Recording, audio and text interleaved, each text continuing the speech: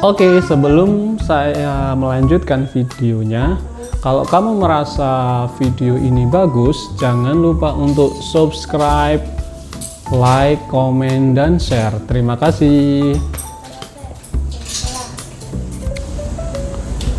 Jadi kemarin aku scroll dan nemu tulisan yang bagus banget, diambil dari apa tuh, Wanca ya, diambil dari IG-nya Wanca ya, yang disitu menulis tentang frugal living.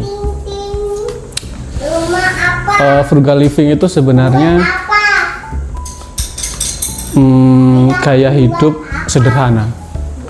Kalau kita sederhanakan ya, pengertian sederhana itu, frugal living itu sebenarnya gaya hidup sederhana ya. Jadi walaupun kita punya uang yang cukup untuk membeli ini itu, tetapi kita tahu mana skala prioritas ya, mana skala prioritas, mana barang-barang yang ini memang urgent untuk kita beli, dan ini barang-barang yang sebenarnya kita nggak butuh-butuh amat, dan kita nggak harus ngeluarin uang untuk membeli barang tersebut gitu. Nah, ini sebenarnya cara memanage uang ya. Ini sebenarnya cara memanage uang, gimana kita itu harus bisa membuat catatan-catatan ya, dan kita harus bisa membuat tentang skala prioritas ya. Kalau kita tidak membuat ukuran dan kita itu gaya hidupnya itu tidak terkontrol, maka uang sebanyak apapun yang kita punya dalam sekejap itu bisa langsung habis gitu. Apalagi kalau anak-anak muda yang gaya hidupnya itu penuh dengan foya-foya, hura-hura, penuh dengan gaya hidup hedon, itu uang sebanyak apapun ya habis. Sah-sah aja sih kalau misalkan itu kamu sendiri kan yang cari uang, itu jadi uangmu sendiri, sah-sah aja kamu ngabisin uangmu suka-suka kamu ya. Tapi kalau kamu nggak berpikir untuk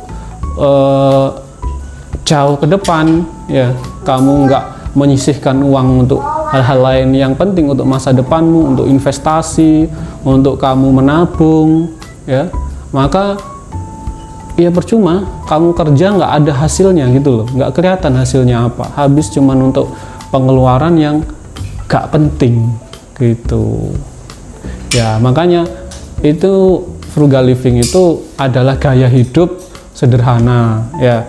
Meskipun kamu punya uang yang banyak, tapi kamu lebih memilih untuk tetap, misalkan bajumu masih bagus, ya udah nggak usah beli, uangnya disimpan aja, ditabung. Kamu buat skala prioritas, ini kebutuhan primer, misalkan untuk makan harian, makan bulanan, ini untuk pengeluaran air, listrik ya. Kalau punya keluarga, ini untuk pengeluaran anak, ini untuk nafkah istri gitu.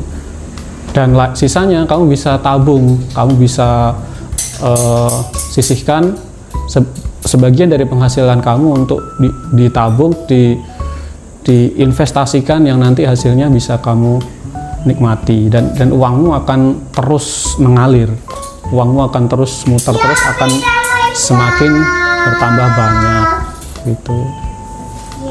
Tuh, makanya pentingnya hidup sederhana. Bukannya kamu nggak mampu ya, bukannya kamu itu nggak mampu untuk beli, kamu itu mampu untuk beli ya.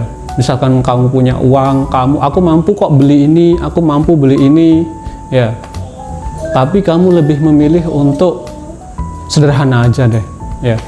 Kamu lebih memilih untuk sederhana aja karena kamu merasa itu nggak terlalu important buat kamu, nggak terlalu penting gitu. Aku ingat kata-kata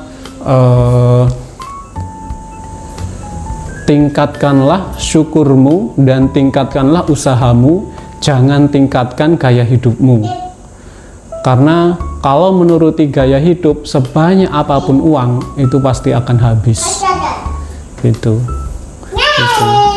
Makanya hebat sih anak-anak muda yang sudah punya gaya hidup frugal living.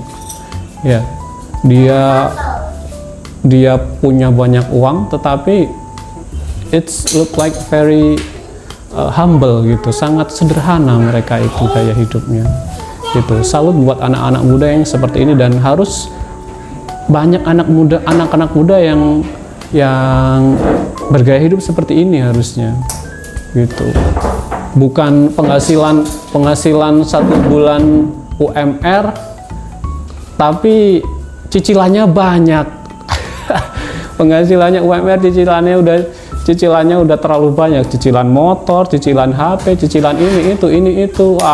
Karena hanya demi mengikuti gaya dan demi mengikuti gengsi. Ya, mending penghasilan UMR, HP-nya sederhana, ya, makannya nggak di warung mewah-mewah, sederhana aja, semuanya sederhana. Dan model seperti ini itu sehat banget. Keuangannya itu sehat banget. Dia itu tidak terbebani terlalu besar, dan keuangannya itu sehat banget. Ini perlu untuk bisa menyehatkan keuangan dan menyehatkan gaya hidup, supaya kelak kamu nggak terlilit sama hutang terlalu banyak dan akhirnya kamu bingung, menyesal, ya, terjerat pinjaman online dan lain sebagainya. Gitu. Jadi tetap hidup sederhana, berapapun isi ATM-mu, ya kan, isi ATM ratusan juta, ya tetap sederhana aja. Contohlah konglomerat kaya yang hidupnya biasa-biasa saja tapi dia punya uang yang banyak, seperti itu. Oke, terima kasih.